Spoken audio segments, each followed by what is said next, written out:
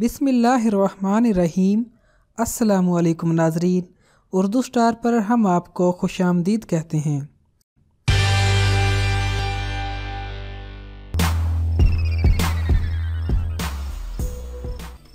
Antibiotic वो अद्वियात होती हैं जो बैक्टीरिया के बाइस पैदा होने वाले इन्फेक्शन के खात्मा के लिए इस्तेमाल करवाई जाती हैं। एंटीबायोटिक 18वीं सदी की इजाद है। सबसे पहले पेनिसिलिन बतौर एंटीबायोटिक इजाद की गई।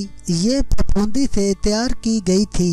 दुनिया भर में एंटीबायोटिक के इस्तेमाल में 36% इजाफा हुआ है और पाकिस्तान में भी एंटीबायोटिक अद्वियात के इस्तेमाल में रोज बरोज इजाफा हो रहा है। देखा गया है कि पाकिस्तान में मामूली नोयत की बीमारी में भी एंटीबायोटिक का इस्तेमाल करवा दिया जाता है। दुनिया भर में ये इजाफा सन 2000 के बाद से देखा गया, जिसमें डॉक्टर बगैर तशखीस बेपरवाही से इन अद्वियात का इस्तेमाल करवा रहे हैं। हमारे यहाँ बदकिस्मती से मरीज एक बार डॉक्टर से एंटीबायोटिक का कोर्स कर लेने के बाद जब सेहतमंद हो जाता है तो वो दोबारा खुद से ही उन अद्वियात का इस्तेमाल शुरू कर देता है जो उसके लिए सख्त नुकसानदेह होता है। इसीलिए सेल्फ मेडिकेशन से मना किया जाता है। पाकिस्तान के अलावा भारत, बांग्लादेश, इंडोनेशिया, थाईलैंड, मराकश, फिलिपाइन, वियतनाम, तेवनस, मिस्र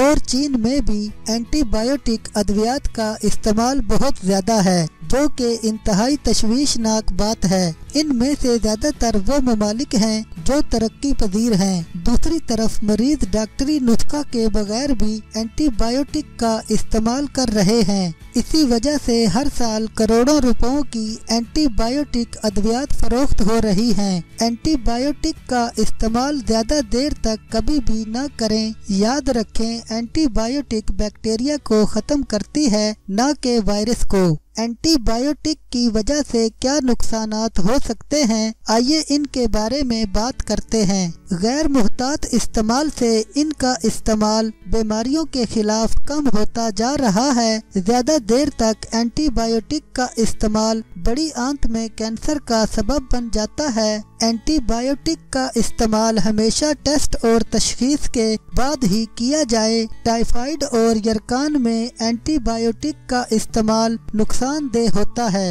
एंटीबायोटिक के ज्यादा इस्तेमाल से जिगर को भी नुकसान पहुंचता है। एंटीबायोटिक के इस्तेमाल से एलर्जी और पेट खराब हो जाता है। एंटीबायोटिक का बार बार इस्तेमाल उनका असर कम कर देता है। एंटीबायोटिक का बार बार इस्तेमाल आपको ज़ियाबतीस के मर्द में मुब्तला कर सकता है। एंटीबायोटिक जब खून के जरिए आपके जिस्म में दाखिल हो जाती है तो ये बैक्टीरिया को ख़त्म कर देती है, लेकिन हमारे जिस्म में कुछ अच्छे बैक्टीरिया भी होते हैं। ये दवा उनका भी खात्मा कर देती है, जिससे सेहत मुतासिर होती है। कुदरती एंटीबायोटिक में हल्दी कुव्वते मुदाफ़ियत को बढ़ाती है, बालों को गिरने से रोकती है, कैंसर से महफूज रखती है, जल्दी बीमारियों से बचाती है, यादाश्त को बेहतर बनाती है।